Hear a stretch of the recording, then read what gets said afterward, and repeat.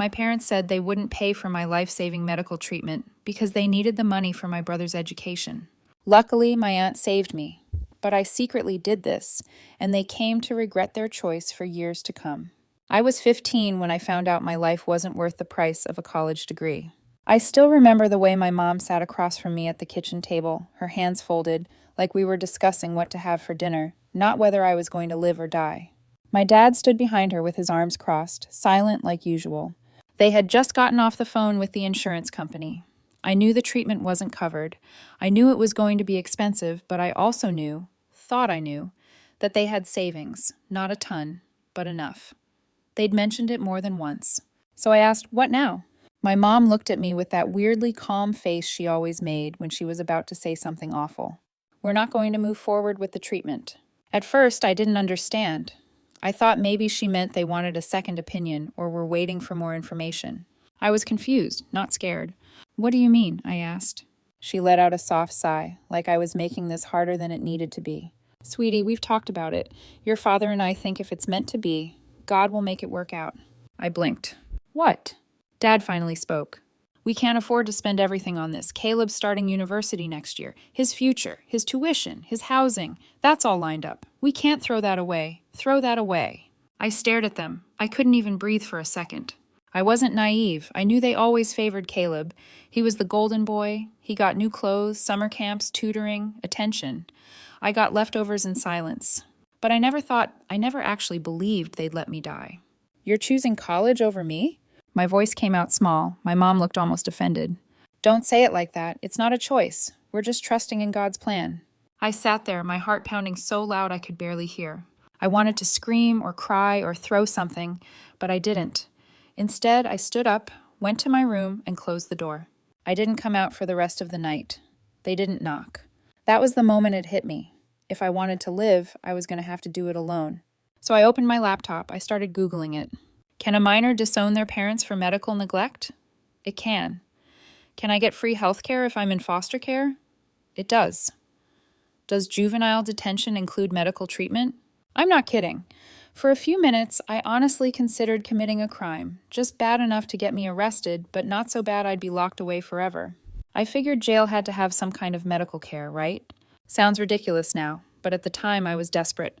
I found out I could file for emancipation, but it usually required parental consent or a judge's ruling, which would take time. I didn't have. There were shelters, but they were full or too far, and I didn't want to go to some stranger. Then I thought of Ruth, my mom's older sister. She lived about 40 minutes away. We didn't see her often. My parents used to talk about her like she was some sad little failure, said she lived in a shoebox apartment and worked part-time tutoring kids who barely passed. They laughed at her for never getting married, for throwing her money away on stray animals and takeout food. But I remembered her being kind. Every time we did see her, she made a point to talk to me. Not just, "Hello, how are you" talk, but real talk. She looked at me like she actually saw me, like she cared. So I didn't reach out. Not yet. I wasn't ready to ask for help. I just wanted to survive the night. I packed a bag, some clothes, my iPad charger.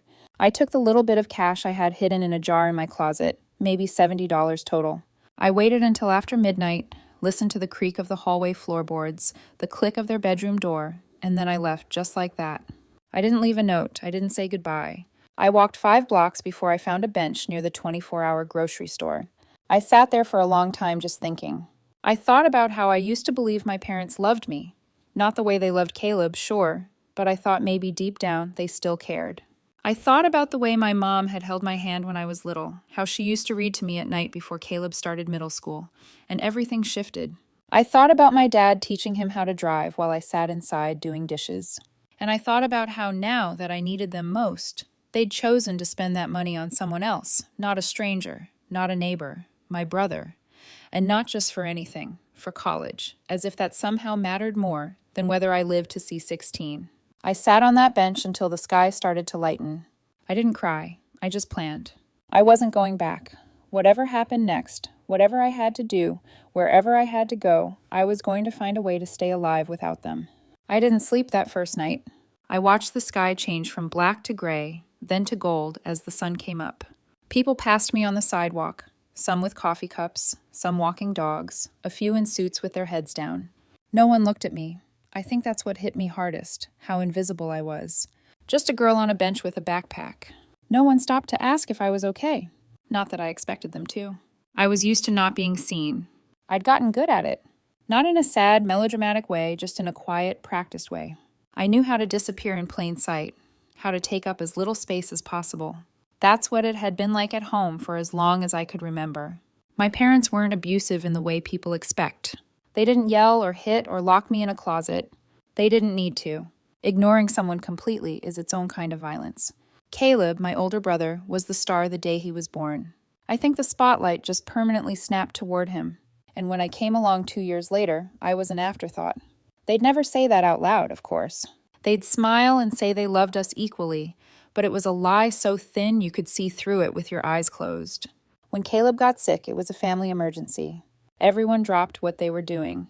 When I got sick, I was told to drink some tea and rest. When he won a science fair, my parents threw a party. When I placed second in a writing competition, my mom said, "That's nice, sweetie. Can you set the table now?" It wasn't just big moments either. It was the small, constant choices. Caleb got new shoes every semester. Nikes, always name brand. I wore the same pair for 2 years until they split at the heel. He got a laptop for school when he turned 13. I got a hand-me-down that barely turned on. He got driving lessons. I got told we'd figure it out later. And I believed it would come later. That eventually it would be my turn. That if I just worked hard enough, stayed quiet enough, proved myself enough, they'd see me. I spent years trying to earn their attention like it was a scholarship. One time, in 7th grade, I got a perfect report card, straight A's. I showed it to my dad, proud for once, hopeful. He glanced at it and said, "That's expected of you. Caleb struggles more, so his achievements mean more." I felt like someone had knocked the wind out of me. I didn't show him my grades after that. Even birthdays were different. Caleb always got a party. Balloons, gifts, a fancy cake with his name written in blue icing. My 15th birthday, my mom forgot. I only got a text that said, "Oh, happy birthday. Sorry, busy day at work." I remember reading it while sitting alone at the bus stop after school. I'd bought myself a cupcake from the cafeteria and ate it while waiting for the ride home. I wasn't angry, not exactly, just numb.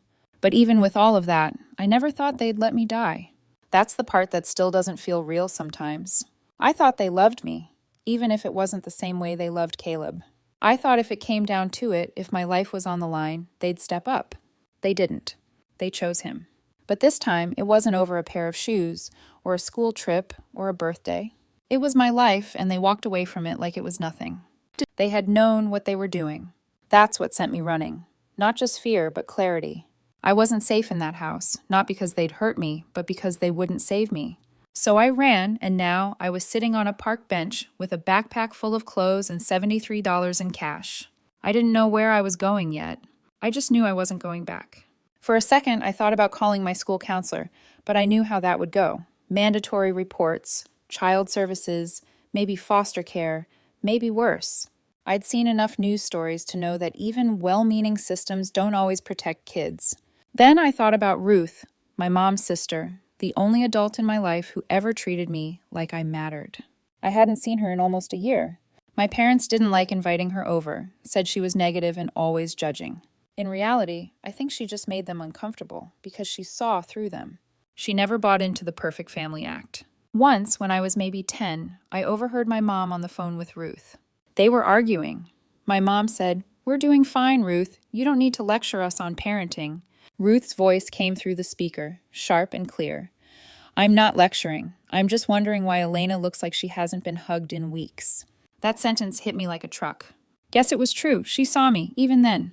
And now, sitting on a park bench with the morning sun warming my back and nothing but fear in my chest, I realized something. She was the only person in the world I trusted. I didn't know what I expected. Maybe she'd let me crash on her couch for a night or two. Maybe she'd help me figure out how to talk to someone, find a social worker, apply for help. I didn't expect anything more than that, because Ruth was poor.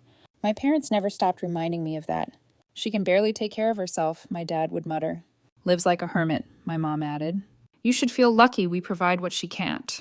I didn't believe them. Not really, but their words echoed in my head now as I pulled my phone from my pocket and stared at her number.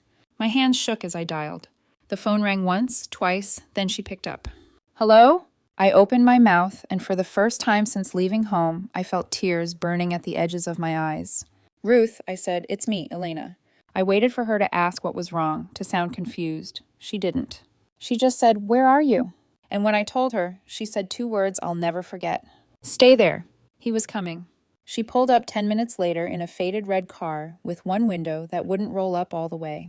The moment I saw her, I nearly lost it. My legs felt numb, like I'd forgotten how to stand. I grabbed my bag and moved toward the car before she could even park properly. She got out, eyes scanning me head to toe, like she was checking if I was real. I didn't know what to expect. Shock, questions, maybe even a lecture, but she didn't say anything. Just opened her arms, and I walked into them, like I'd been waiting my whole life to be held. She didn't ask why I was there, didn't ask what happened. She just said, "Let's get you warm." We drove in silence most of the way. I stared out the window, and she didn't press me. That's what I'd always liked about Ruth. She never forced closeness. She made room for it. Her apartment was small, really small. It was one of those older buildings with creaky floors and windows that rattled when the wind blew, but it smelled like cinnamon and clean laundry, and for the first time in days, I felt something close to safe. I offered to sleep on the floor, that I could just crash for one night, to Max. She didn't even respond to that, just handed me a pair of soft pajamas and said, "You're taking the bed. I've got the couch." I didn't argue. I didn't have it in me. That night, I curled up under a warm quilt that smelled like her and let the warmth settle into my bones. For the first time since the diagnosis, I slept. The next morning, I woke up to the sound of eggs cracking in the kitchen. I hadn't heard that sound in a long time. At home, breakfast meant a granola bar and a reminder not to make the counters messy. Ruth handed me a plate without asking if I was hungry. I hadn't realized how starving I was until I started eating. When I was halfway through, she finally asked, "Are you ready to tell me what happened?" I froze. I hadn't planned how to say it. It all still felt unreal, like I'd made it up. I swallowed, put my fork down, and told her everything about the doctor's appointment, about the diagnosis, about how my parents sat me down and said, word for word, "We can't afford both," about how they wanted to leave it in God's hands. Her face didn't change as I spoke, but I could see the way her grip tightened around her mug, how her shoulders went stiff and sharp. I told her about the research I did that night, how I Googled whether I'd get free treatment if I was a ward of the state, how I thought about getting arrested just to qualify for care, and how when none of that felt right, I packed a bag and left.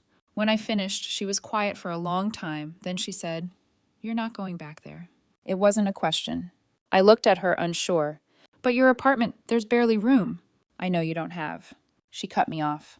"Don't worry about what I don't have. Worry about staying alive. We'll figure the rest out." I didn't cry, but something cracked in me that morning. Something I didn't know I'd been holding up all this time. Because she didn't say, "Let's think about it." She didn't say, "I'll call them." She didn't say, "Let me see what I can do." She said, "You're not going back," like it was already decided, like she'd known it from the moment she picked up the phone. That afternoon, she started making calls. She got a list of doctors, clinics, specialists. She asked about payment plans, told them the situation straight. "She's 15, her parents aren't paying, I'll cover what I can." When one place quoted a number that made me feel sick, she didn't flinch. She just nodded and said, "Okay, thank you." Then she started making other calls. I overheard her talking to a friend, asking if they knew anyone who might want to sublet a room or split an apartment or even buy a small condo. The next day, I watched her take a folder out of a drawer and flip through paperwork.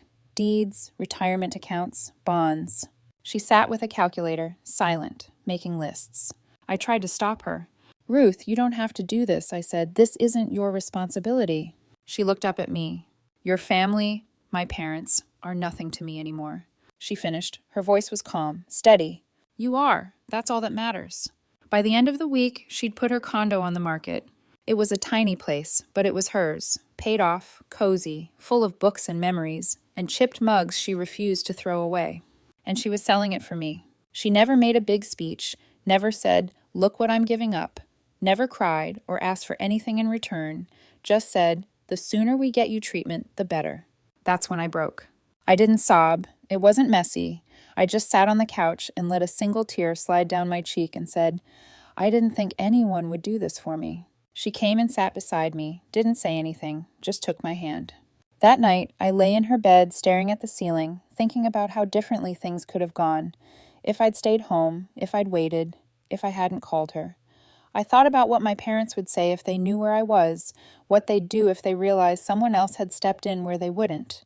And I thought for the first time about how much power they'd given up when they made their choice. They'd written me off, but I was still here, and thanks to Ruth, I was going to stay here. Alive, healing, watching.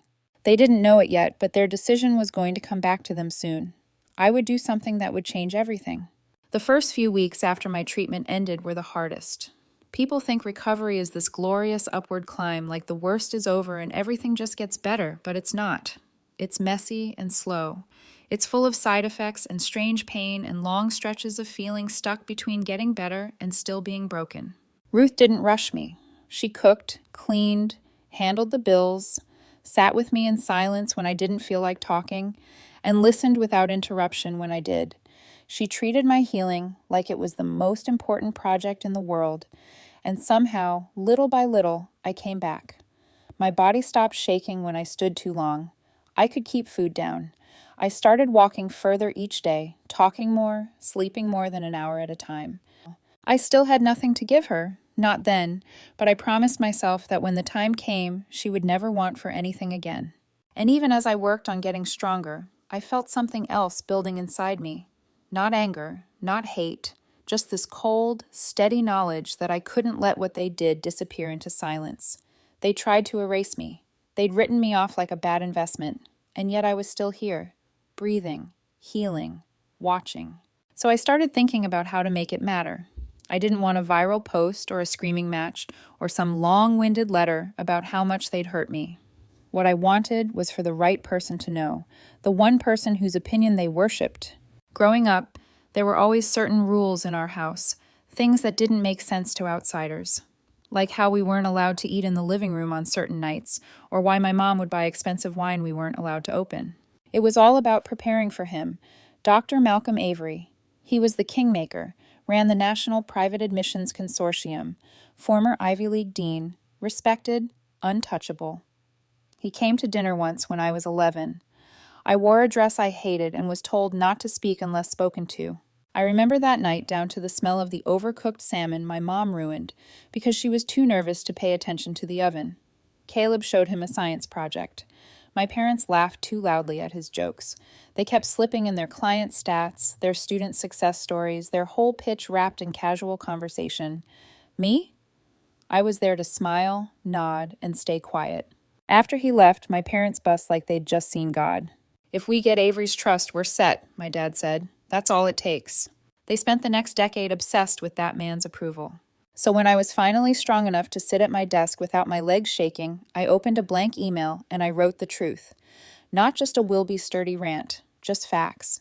I told him who I was, that I had met him once, that I was the daughter of Victor and Melissa Hart, and that when I was 15, I got sick, and that they had the money to help me, but they decided to save it for my brother's education. I told him I ran away, that my aunt took me in, that she sold her home, her savings, everything she had to keep me alive. I told him that my parents were still out there running a business based on the image of a loving, principled family, one that put children first. I attached proof, a rejection letter from the treatment center listing the exact cost, a text message from my mom telling Caleb to ignore me. "She'll come back when she's tired of acting out," a screenshot of my dad writing, "Can't throw it all away on a gamble." And then I ended the message with one line I thought, "You should know what kind of people you're working with." I stared at the screen for a long time before hitting send. Not because I was scared, but because I knew the second I pressed that button, things would never be the same again. I didn't tell Ruth. I didn't need her to talk me out of it, or worse, to try to protect me from what might happen next. She'd already done enough. This part was mine. It was quiet, clean, private. And when I finally hit send, I closed the laptop, took a deep breath, and poured myself a glass of water with hands that didn't shake anymore. I didn't know when things would start. I didn't even know if he'd respond. But I knew the one thing that mattered most. I had said exactly what needed to be said to the only person who mattered in their world. I didn't need to scream. I just had to whisper in the right ear.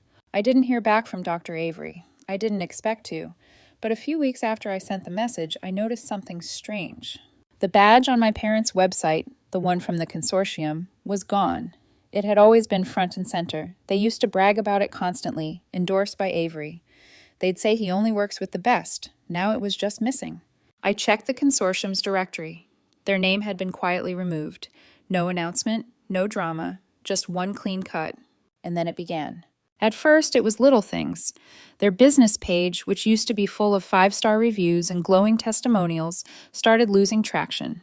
A few reviews disappeared entirely. One school they were closely partnered with dropped them from a speaking panel without explanation.